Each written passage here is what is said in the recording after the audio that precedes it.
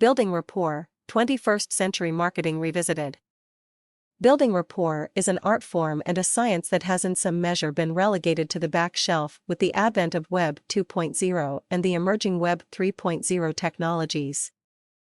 As the web, these technologies, and their various applications have grown, the computer interface has supplanted good, old-fashioned, face-to-face.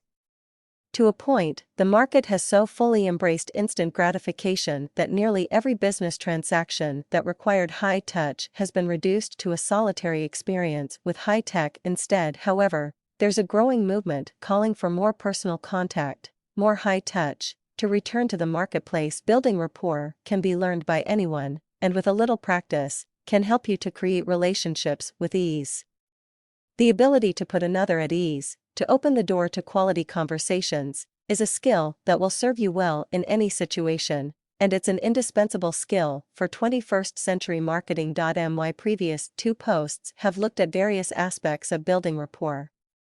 If you haven't read these posts, I recommend that you get started there and then come back here to finish the series. Where'd you get them, peepers? You've no doubt heard it said that the eyes are the windows of the soul. There's sound reasoning behind this ancient proverb, for noticing a person's eyes can often tell a whole story in itself. When I was growing up, my parents drilled into me the importance of looking someone in the eye when I was speaking to them. This was, in our entrepreneurial family, one of the measures of a man. I was counseled not to trust someone who couldn't look you in the eye, as that indicated that they were less than honest or hiding something. That person, the one with the shifty gaze, was not one to do business with, was not one to believe. I suspect that my parents and grandparents were not alone in their assessment of the importance of eye movements. However, I have since come to appreciate that not all folks who can't meet your direct gaze are shifty or hiding something. There are, as with all things, many reasons why some folks find this a challenge. For building rapport, I encourage you to notice what people's eyes are doing. Are they able to look right at you, or do they look all around, rarely catching your eye? This is important, as staring directly into the eyes of someone that has a difficult time easily meeting your gaze can be a threatening experience for that person. Conversely, failing to meet the gaze of someone who looks you in the eye can have a negative impact on that relationship. Nothing irks a person who looks directly at you more than to have you look away. Never meeting their gaze. Watching someone's eyes can also give you clues as to how they process and retain information. As you speak with someone, particularly after you ask them a question, notice their eyes. Do they look up, side to side, or down?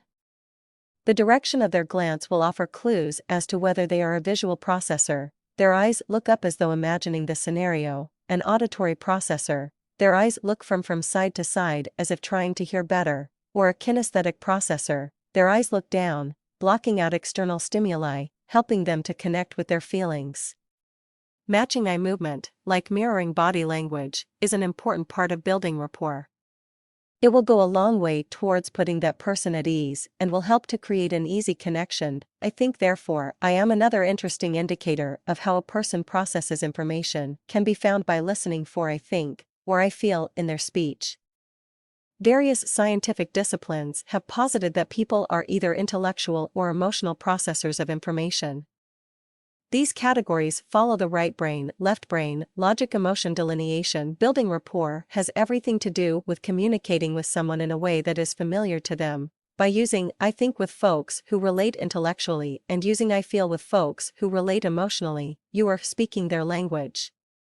You'll notice greater ease in communication, and an increase in the number of people who are interested in what you have to offer when you present your information in a format that is familiar and comfortable for them. Building rapport and NLP neuro-linguistic programming is a broad and complex science. There is far more to it than what I have presented in these posts. While you don't have to embrace all of it to become a pro at building rapport, learning and practicing only a few of these techniques will help you to create deeper, more meaningful conversations with people. As you become more skilled at building rapport, you'll find that observing and recognizing how people react and respond becomes second nature. You'll do it without thinking. You'll simply meet someone and naturally put them at ease, laying the path for open, honest, meaningful conversations.